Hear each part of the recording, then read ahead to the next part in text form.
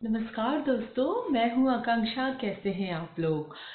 दोस्तों, आज की इस वीडियो में हम बात करेंगे कि ये साढ़े साती क्या होती है और साढ़े साती को हम कैसे देखते हैं और साढ़े साती के दौरान हम किस टाइप के फल को एक्सपेक्ट कर सकते हैं। और एक बात और दोस्तों की, जैसे कुछ लोग बोलते हैं ना कि अरे हमारी तो साढ़े साती थी, लेकिन हमको तो हमारे साथ तो सब कुछ अच्छा ही हुआ, कुछ बुरा नहीं हुआ, उल्टा हमने राइज किया। और कुछ लोग बोलते हैं कि साढ़े साती में हमारा सब कुछ खत्म हो गया। और कुछ लोग ऐसे बोलते हैं कि नहीं, साढ़े साती स्टार्टिंग में तो हमारी ठीक नहीं थी, लेकिन जाते जाते हमें अच्छा फल देखेगी। तो हम ये सब भी बातों पे बात करेंगे कि ऐसे क्यों होता है। तो दोस्तों, जैसे आपको तो पता ही होगा कि जो साढ़े साती होती है वो 7.5 साल की होती है।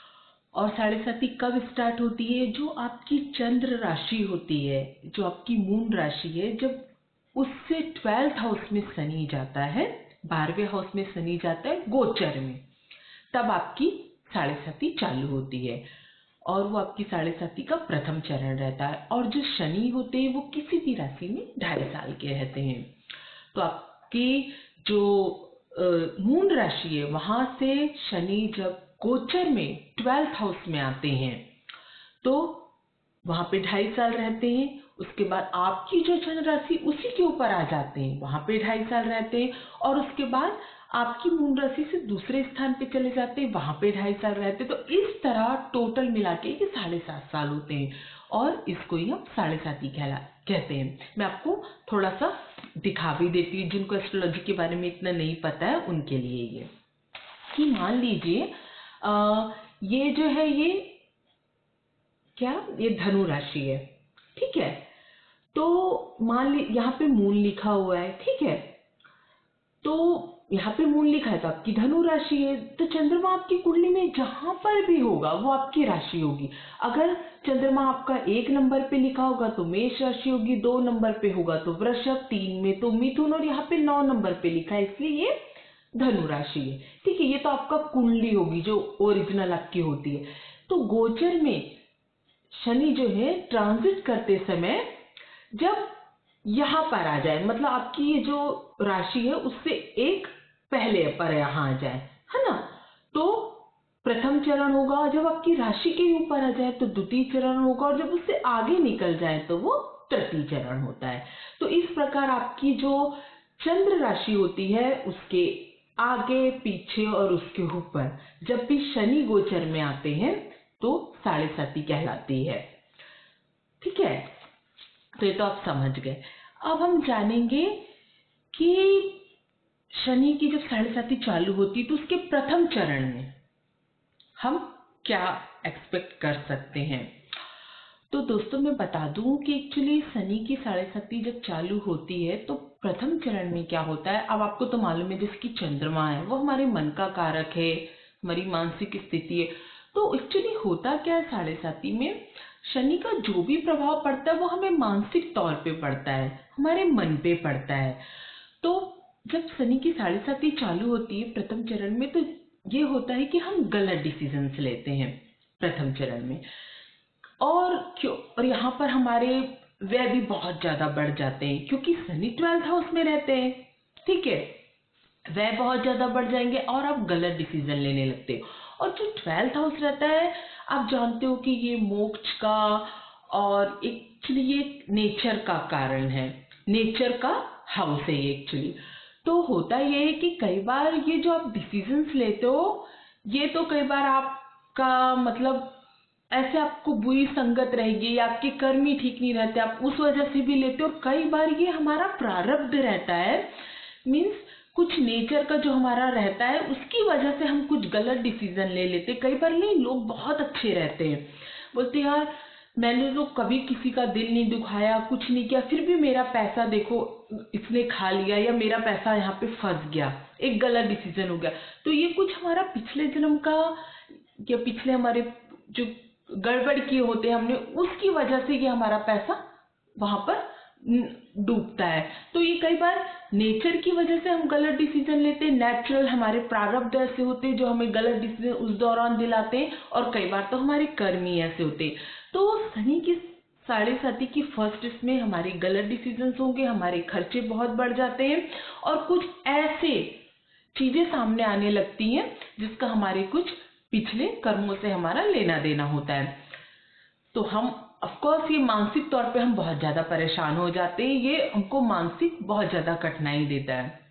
उसके बाद आप प्रथम चरण में शनि के आपको ये सब रियलाइजेशन होता रहता है कि हाँ ऐसे हो रहा है, मेरे साथ गलत हो रहा है, ये हो रहा है, वो हो रहा है, ठीक है। जब शनि का साढ़े साथी का जब द्वितीय चरण चालू होता है तब क्या होता है कि सारा आ जाता है सामने, जो भी हुआ रहता है गलत डिसीजन की वजह से वो सारा आपके सामने होता है, ठीक है। तो ये जो होता है ये टाइम होता है कि आपका जितना भी मैसअप आपने किया हुआ है इसको आप क्लीन करें। आपने जो भी गलत डिसीजन लिए हो चाहे वो किसी भी वजह से हो, तो ये है कि आप अच्छे कर्म करें, बहुत डिटरमिन्ड रहें, बहुत डिसिप्लिन रहें, बहुत ज्यादा हार्ड वर्क करें और इसको ठीक ठाक करें। तो होता क्या है, जनरली जब प्रथम चरण में आप इतने मानसिक उतार चढ़ाव से जाते हो या मानसिक उत्पीड़न से चले जाते हो और इतना आपका नुकसान हो जाता है, तो जब सेकंड फेज आता है साढ़े साथी का तब हम टायर्ड हो जाते हैं मानसिक तौर पे भी। और अफकोर्स जब आप मानसिक लेवल पे ज्यादा दिन परेशान रहोगे तो उसका आपके हेल्थ पे भी असर पड़ता है। इसलिए जब शनि की सेकंड फेज चालू होता है तो हमें हेल्थ से भी रिलेटेड बहुत ज्यादा प्रॉब्लम होने लगती है और हम फिजिकली भी इतना स्ट्रेंथ फील नहीं करते कि हमने जो सब गड़बड़ हुई है, जो अब हमारे वो सामने हम देख सकते, हम उसको समेट सके, हम उसको ठीक ठाक कर सके। लेकिन जब शनि के सेकंड फेज में कुछ लोग ऐसे होते हैं जो कि हिम्मत जुटा पाते हैं, डिटरमिन्ड होते हैं, हार्ड वर्क करते हैं, ठीक है जो हुआ हुआ लेकिन मुझे तो इसे ठीक करना ही है चाहे जो भी हो। जो लोग ऐसा करते हैं उनका जब शनि का थर्ड फेज चालू होता है तो वो आ जाते हैं, मतलब अपने लेवल में आने लगते हैं, धीरे धीरे सबको धीरे धीरे समेटने लगते हैं और शनि की साढ़े साथी की फिनिश होते होते सब कुछ उनका ठीक हो जाता है। इसलिए कुछ लोग ऐसा कहते हैं कि शनि की साढ़े साथी जाते जाते तो हमको अच्छा फल देगी। लेकिन इसी में से अगर सेकंड फेज में इतना मैसअप हो गया, आपको सब दिख रहा है, आप हिम्मत नहीं जुटा पा रहे हो या आप फिर भी लेजी हो, आप कुछ नहीं कर पा रहे हो, तो शनि की साढ़े साथी का जब थर्ड फेज चालू होता है तब आपके हाथ से सब कुछ निकल गया होता है, सब कुछ बर्बाद हो गया होता है। इसलिए कुछ लोग कहते हैं कि हमारा सब कुछ खराब हो गया। तो एक बात तो आप समझ लीजिए कि शनि की साढ़े साथी में जो भी होता है वो हमको मानसिक लेवल पे असर पड़ता है। हमारे डिसीजंस, हम कुछ कर नहीं पा रहे हैं, इन सब चीजों से ही शनि की जो साढ़े साथी रहती है वो हमें खराब फल देती है। अच्छा दोस्तों, अब कुछ लोग ऐसा कहते हैं कि शनि अगर आपकी कुंडली में योग कारक है, अच्छी स्थिति में है, मून अच्छी स्थिति में, तो शनि की साढ़े साथी के इतने बैड इफेक्ट नहीं देखने के लिए मिलते हैं। ठीक है ये बात भी, लेकिन आप ये सोचिए कि शनि 7.5 साल तक रहेगा तो कभी ना कभी तो वो किसी ना किसी शत्रु राशि से आपके क्रॉस होगा, ठीक है। तो कभी ना कभी तो वो बुरे फल देंगे और अगर आपकी कुंडली में बुरे हैं तो कभी ना कभी तो सम से जाएंगे, मित्रता से जाएंगे तो थोड़ा वो ठीक ठाक करेंगे, ठीक है। तो मैं आपको यहाँ पे एक बात बता दूं दोस्तों, और दूसरी बात ये भी होती कि शनि ही थोड़ी आपकी कुंडली में पूरा आपको फल देने के लिए बैठे हैं ना। मतलब अगर आप एस्ट्रोलॉजिकल सोचे तो आपकी महादशा क्या चल रही है उस समय, वो कितने स्ट्रांग है, आपकी अंतरदशा कैसी है, और बाकी भी जो गोचर में प्लैनेट है उन सब से हमको फल मिलता है ना। तो ये सब हमको देखना होता है, ठीक है। हाँ, शनि की साढ़े साथी में तो ये है कि मानसिक तौर पे तो आपको परेशानी होगी। अच्छा दोस्तों, अब हम बात करेंगे कि कुछ लोग ऐसे देखा है ना कि शनि की पूरी साढ़े साथी में उनको अच्छा ही फल मिलता है। मैं आपको बता दूं दोस्तों कि एक्चुअली जो शनि है वो कर्म प्रधान प्लैनेट है, आप तो जानते हो, कर्मदाता कहते हैं, न्यायाधीश कहते हैं, जो भी हो। और शनि की साढ़े साथी को अगर प्रैक्टिकली तौर पे आप देखें ना तो ठीक करने का एक ही तरीका है, कर्म कर्म और कर्म, और कोई दूसरा कोई भी तरीका नहीं है। इसलिए भगवान कृष्ण ने भी कर्म को ही प्रधानता दी, कर्म का इसलिए इतने ज्यादा इम्पोर्टेंस है। और आपको बता दें दोस्तों, ऐसी काफी सारी कुंडली आप देखोगे जहाँ पे शनि की इतनी अच्छी स्थिति नहीं थी, शनि की 7.5 चली, मून की भी इतनी अच्छी स्थिति नहीं थी, फिर भी उन लोगों ने राइज किया। आप जरा कुंडली उनकी ध्यान से देखिए, वो किस टाइप के लोग थे। अगर हम अपने प्रधानमंत्री जो है मोदी जी, अगर आप उनकी कुंडली देखें तो शनि की 7.5 में ही वो पीएम बने। लेकिन अगर आप उनकी कुंडली देखो तो ना तो चंद्रमा की अच्छी स्थिति है, क्योंकि चंद्रमा तो नीच के बैठे हुए उनके, लेकिन आपको उन्होंने कैसे राइज किया दोस्तों। एक्चुअली मैंने ये देखा कि जिन लोगों का ना लगन बहुत स्ट्रांग होता है, जिनका मुख्य ग्रह बहुत स्ट्रांग होता है, जो लोग बहुत डिटरमिन्ड होते हैं, बहुत हार्ड वर्कर रहते हैं, जिनका एकदम निश्चित रहता है कि मुझे यही करना है, ऐसे ही करना है, उनको शनि की 7.5 का इतना असर नहीं होता है। असर मीन्स उनको मानसिक कष्ट तो जरूर होगा, जिसको भी शनि की 7.5 चली होगी, वो राइज किया हो या नहीं हो, मानसिक कष्ट तो होगा। लेकिन वो लोग इतने डिटरमिन्ड होते हैं ना, इतने जिद्दी होते हैं, सारे गोल्स उनके एकदम क्लियर होते हैं कि वो आगे बढ़ते जाते हैं। और शनि आपसे चाहता क्या है? यही कि आप बिल्कुल सही रास्ते में चलो, कर्म प्रधान रहो, डिटरमिन्ड रहो, हार्ड वर्क रहो। तो फिर वो शनि की 7.5 हमको ऐसे उनको राइज करते हुए हम उनको देखते हैं। माननीय जो मोदी जी हैं, उनका वृश्चिक लगन है, मंगल वहीं पे बैठे हुए हैं, और ऊपर से वृश्चिक राशि भी है।